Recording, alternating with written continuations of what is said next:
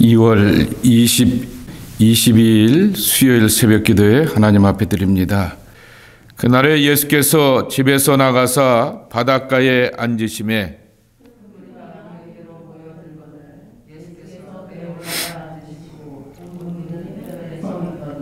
예수께서 비유로 여러 가지를 그들에게 말씀하여 이르시되 씨를 뿌리는 자가 뿌리러 나가서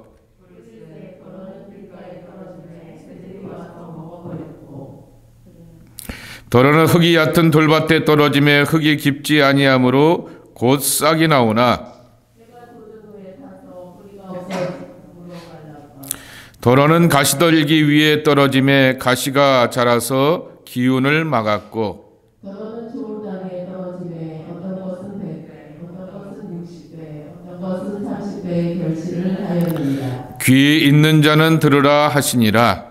제자들이 예수께 나와 이르되 어찌하여 그들에게 비유로 말씀하시나이까. 대답하여 이르시되 천국의 비밀을 아는 것이 너희에게는 허락되었으나 그들에게는 아니 되었나니 무릇 있는 자는 받다가 넉넉하게 되되 없는 자는 그 있는 것도 빼앗기리라. 그러므로 내가 그들에게 비유로 말하는 것은 그들이 보아도 보지 못하며 들어도 듣지 못하며 깨닫지 못함이니라.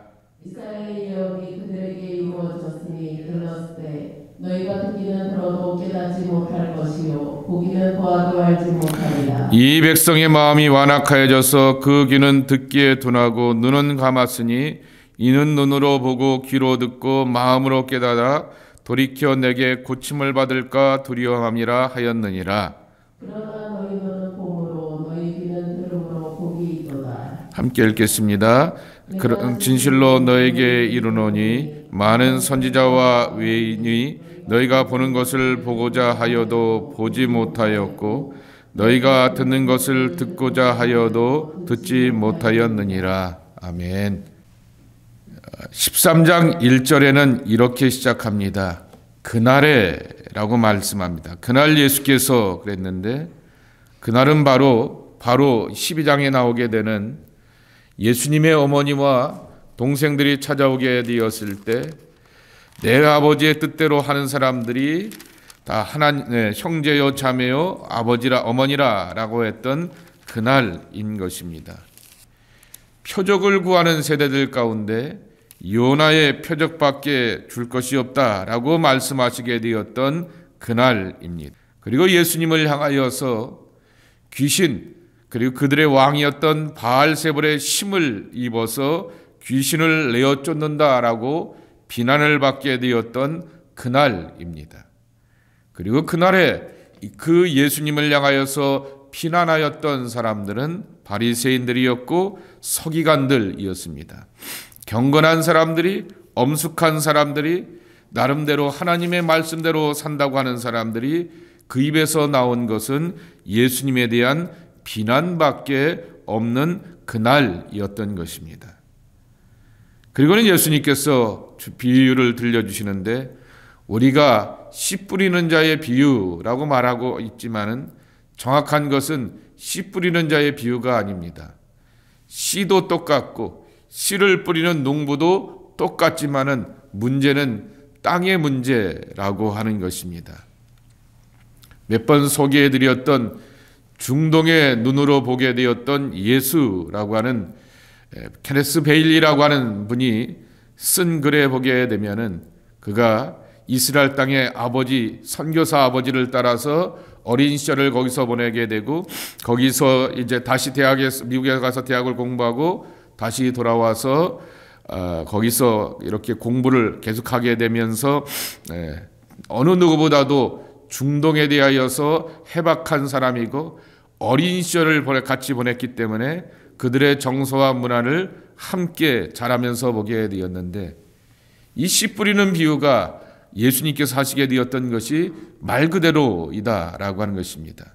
여러분 전도서에 보게 되면은 내 식물을 물 위에 던지라라고 말하게 되었듯이 그리고는 나중에 가서 찾게 되듯이 우리는 밭을 갈아놓은 다음에 거기다가 씨를 뿌리게 되지 않습니까? 그리고 땅을 파고 거름을 주고 그렇게 잘 다져 놓게 된 다음에 씨를 뿌리게 되는데, 이 중동의 농부들이라고 하는 것이 씨를 뿌려놓게 되었을 때, 훅 이렇게 던져놓게 되었을 때 바람을 따라서 어떤 것은 여기 말씀 그대로 가시덤불 가운데 떨어지기도 하게 되고, 시작부터 다시 한다고 하면은 길가에 떨어지기도 하게 되고, 그리고 돌짝밭에 떨어지기도 하게 되고, 가시덤불에 떨어지기도 하고, 더러는 좋은 땅에 떨어지기도 한다라고 하는 것입니다.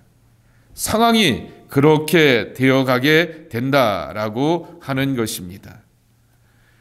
이런 이스라엘의 농사법을 통하여서 예수님께서 비유를 가르쳐주게 되었던 것은 이 씨의 운명이 내 밭의 상황에 따라서 달리 결과를 낳게 된다라고 하는 것입니다.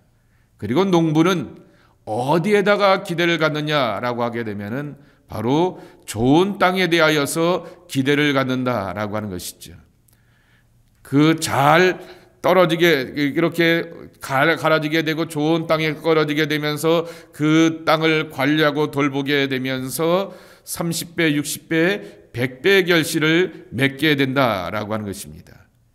비유의 초점은 농부에 있는 것이죠.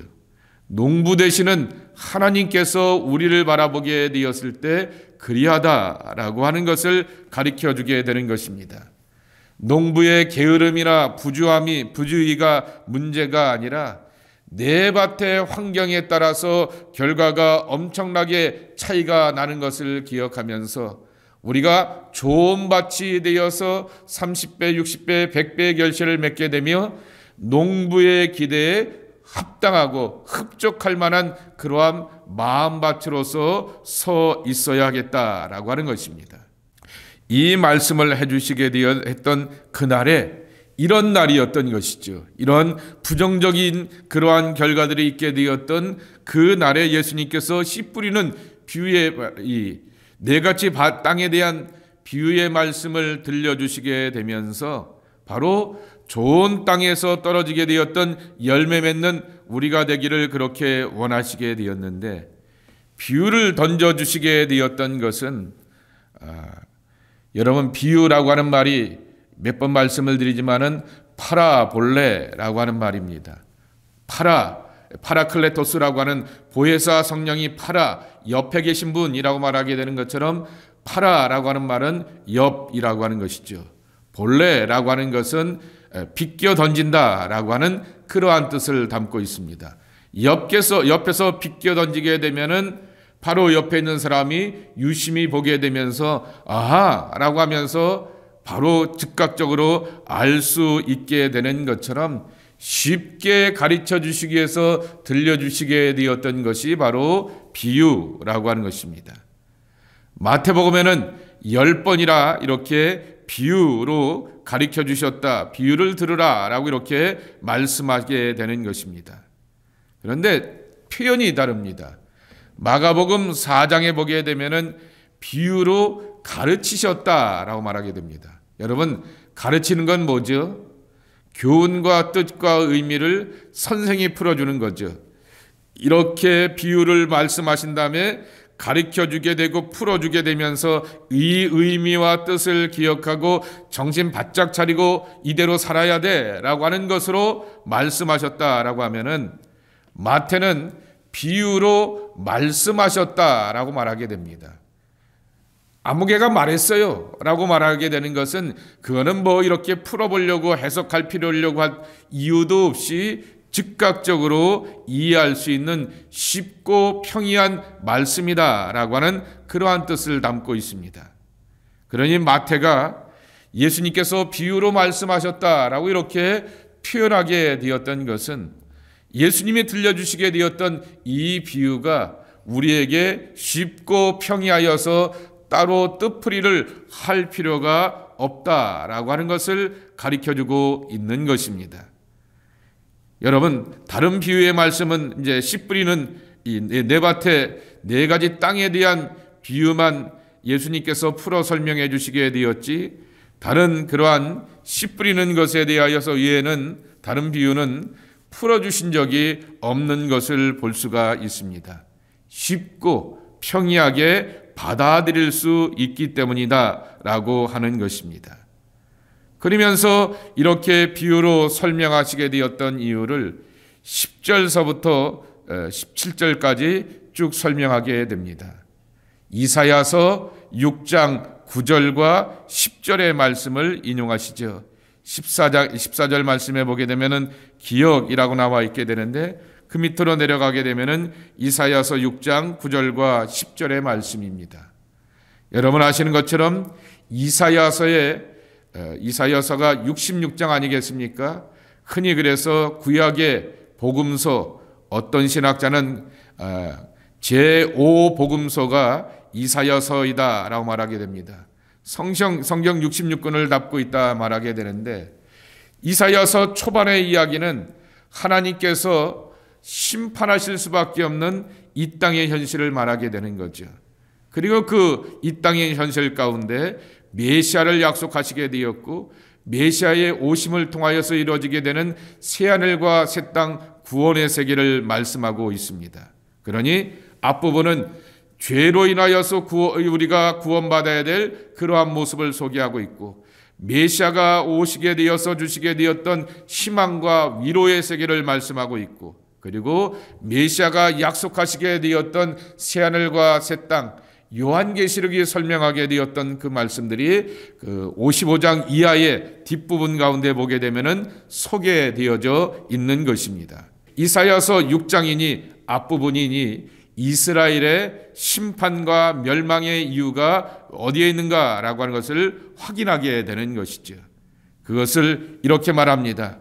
듣기는 들어도 깨닫지 못하는 것이요, 보기는 보아도 알지 못하니라 라고 이렇게 말씀하게 됩니다. 왜 듣고도 듣지를 못하게 되고 보고도 보는 것에 대하여 깨닫지를 못하고 분별이 없느냐라고 하는 거죠. 그것은 바로 시력의 문제도 아니고 청력의 문제도 아니라 마음의 완악함 때문이다라고 하는 것을 말씀하게 되는 것입니다. 그러니까 예수님께서 이렇게 쉽게 말씀하여 주시고 가르쳐 주시고 풀어서 비유로 우리에게 들려주신 것은 어찌하든지 하나님의 말씀이 우리 가운데 좋은 씨앗이 되고, 좋은 씨앗이었던 하나님의 말씀이 우리 가운데 떨어지게 되어서 좋은 땅의 결실과 열매를 맺기를 원하셨기 때문에 이와 같은 비유의 말씀을 들려주시게 되지만은, 그 말씀을 우리 안에 담지 못하게 되는 우리의 마음가짐의 완악함이 문제이다라고 하는 것이죠. 결국 그것이 이스라엘이 바벨론의 포로로 끌려가게 되는 멸망과 재앙으로 나타나게 되었듯이, 하나님의 말씀을 향하여서 제대로 듣지 못하게 되고 그것을 우리 가운데 품지 못하여서, 심겨지지 못하여서 30배, 60배, 100배의 결실을 맺지 못하게 되면은 똑같은 그러한 결과로 나타나게 된다라고 하는 것입니다. 제가 어저께 신앙생활은 진공상태가 아니다라고 말씀을 드렸지만은 교회도 마찬가지입니다. 한 개인의 신앙상태만 그렇게 진공상태가 되어서는 안 된다라고 말씀을 드리는 것이 아니라 교회도 마찬가지입니다. 큰 교회든 작은 교회든 계속해서 사역이 움직여 나가야 되고 계속해서 일들이 움직여 나가야 됩니다. 가만히 주일 예배만 달랑 드리게 되면서 교회가 발전하기를 원하고 부흥하기를 원하고, 그리고 그 안에서 하나님의 역사를 경험하기를 원한다? 그것은 꿈도 꾸지 못할 일입니다. 사단이 그냥 안 둡니다. 7 귀신이 찾아오게 되는 것처럼 바로 가만히 있게 되고 평안하게 있게 되는 것이 좋은 것처럼 보이게 되지만은 저와 여러분은 인간입니다. 성경은 우리 인간을 뭐라고 말하냐면은 죄인이라고 말하게 되고 악에 지대한 영향을 받는 존재들이라고 말하게 됩니다. 그러니 가만히 형제 자매들이 모여서 형제님 자매님 서로 편안하게 예배드리게 되면은 그냥 교회가 편안한 것 아닙니까? 라고 말하게 되는데, 악한 것이 내버려 두질 않게 됩니다. 그러나 반대로 사역을 하게 되면은 바쁘고 분주합니다.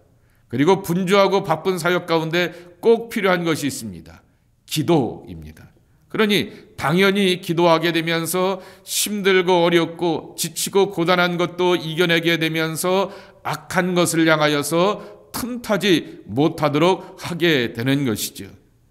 바리새인들과 서기관들의 문제는 그래도 나도 내가 만들어 놓고 우리가 개혁적으로 만들어 놓게 되었던 이 판이 그대로 유지되었으면 좋겠어 라고 말하게 되면서 예수님이나 세례 요한이 이루려고 하게 되었던 하나님 나라의 새로운 판도를 만들어가는 것에 대하여서는 전혀 허락하지 않게 되고 자기들의 판도와 세력만을 만들려 가려고 하게 되었을 때 예수님께서 이 비유로 말씀하여 주셔서 니들의 마음이 그렇게 완악하다라고 말씀하여 주셨다라고 하는 것입니다. 그러기에 우리는 끊임없이 하나님의 말씀을 듣게 되고 끊임없이 그 말씀을 따라서 나 자신을 점검하게 되고 훈련하게 되고 하나님의 뜻 안에서 온전치 못한 것을 깨닫고 자각하게 되며 나가게 되고 그리고 그 뜻을 따라서 하나님을 사랑하고 이웃과 세상을 사랑하고 섬겨가는데 철저하고 충성을 다하는 모습이 되어야 하는 것입니다. 여기 10절에 11절에 보게 되면은 천국의 비밀을 아는 것이 너희에게는 허락하였으되 그들에게는 아니 되었나니 그랬습니다. 자, 여기서 너희는 누구죠? 제자들입니다. 그런데 그들은 누굽니까? 지금 그날에 예수님과 함께 대적하게 되고 예수님을 향해서 비난하고 공격하였던 그들이었던 것입니다. 그들에게는 천국의 비밀이 아는 것이 허락되지 않았다라고 하는 것이죠. 그러나 예수님을 쫓아오게 되고 예수님을 따라오게 되고 예수님과 함께하게 되었던 그들에게는 천국의 비밀이 아는 것이 허락되었다라고 하는 것입니다. 뭡니까? 라고 하는 비밀이 있어 라고 하는 시크릿이 아니라고 하는 것이죠.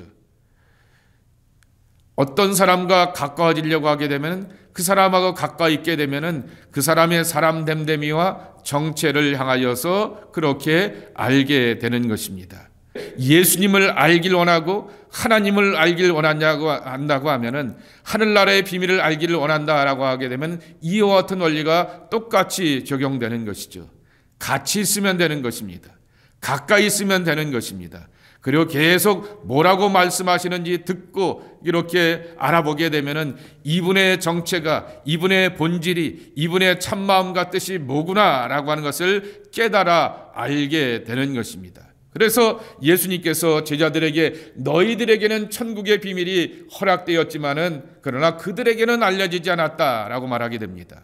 그들은 예수님을 향하여서 문을 닫았을 뿐만 아니라 예수님을 향하여서 비난하고 공격하는데 능한 존재들이었기 때문에 하늘의 비밀을 알지 못하게 되지만은 가까이 가면 가까이 갈수록 우리는 천국의 비밀을 알아가게 되고 예수의 비밀을 알아가게 되고 예수님을 통하여서 하나님의 뜻이 뭔지 깨달아 알아가는 귀한 축복과 은혜를 누리게 되는 것입니다. 자, 그러면 여기 말씀하시는 하나님의 은혜가 있습니다.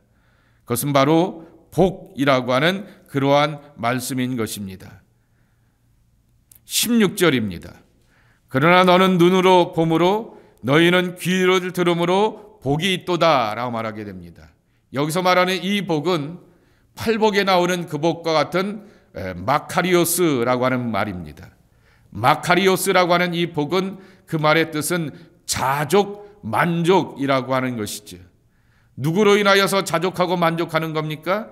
내게 가르쳐 주시게 되고 내게 들려주시게 되었던 예수님의 행함을 내가 보게 되었고 내게 가르쳐 주시게 되었던 예수님의 가르침을 내가 듣게 되고 아하 하면서 깨닫고 깊어지게 되는 은혜 가운데서 하나님의 나라의 깊은 세계로 들어가게 되니 그것으로 인하여서 즐거워하고 기뻐하고 만족하는 것입니다. 이것이 바로 하나님의 백성들이 받아야 될 축복 아니겠습니까? 저와 여러분이 이 축복의 사람이 되길 축원합니다. 그래서 날마다 우리에게 말씀이 들려지게 되었을 때 마음의 문이 완악한 것이 아니라 마음의 문이 활짝 열려져 있게 되어서 들려지고 가르쳐 주시고 그리고 우리에게 선포되게 되는 그 말씀을 듣고 깨닫게 됨으로 말미암아 우리의 영혼이 열려지게 되고 그리고 우리의 귀가 열려지게 되어서 하나님의 깊고 놀라운 은총의 세계를, 천국의 비밀을 내 안에 간직하고 누림으로 말미암아 복된 자, 만족하며 자족하며 세상 가운데서 흔들림이 없는 절대 비교 가치의 그러한 참된 가치를 우리 안에 품는 하나님의 사람들이 되어야 하겠습니다. 이 복으로 살아갈 수 있는 여러분 모두가 되기를 예수님의 이름으로 간절히 축원합니다. 하나님 아버지 감사합니다. 이 아침에 저희들을 부르시고 깨닫게 하여 주시어서 복된 사람 되게 해주시오니 감사합니다. 들을 귀가 있는 사람들이 되게 하여 주시었고 볼 수 있는 자가 되게 하여 주시어서 마음의 문을 활짝 열고 좋은 땅에 좋은 밭이 되어서 30배, 60배, 100배의 결실을 맺어가는 하나님의 자녀들로 축복하여 주시오니 참으로 감사합니다. 주여, 이 땅의 삶을 살아가는 저희들 속에 정말 이와 같은 하나님의 은총을 누려가게 되면서 정말 하나님의 나라가 우리 안에 이루어지게 되고 예수님께서 가르쳐 주시게 되었던 하나님의 크고 놀라운 은총의 세계를 내 안에 누려가기에 부족함이 없는 귀한 축복과 생명을 누려가는 저희 모두로 축복하여 주시옵소서. 오늘도 하나님 앞에 나와 기도하며 하나님 앞에 가까이 가려고 합니다. 하나님을 가까이 하라, 그리하면 너희를 가까이 하시리라 라고 말씀하여 주셨사오니 우리와 함께 하시고 가까이 하시는 복과 은총을 누려가는 우리 모두가 되게 하여 주시옵소서. 예수님의 이름으로 간절히 축복하며 기도하옵나이다. 아멘.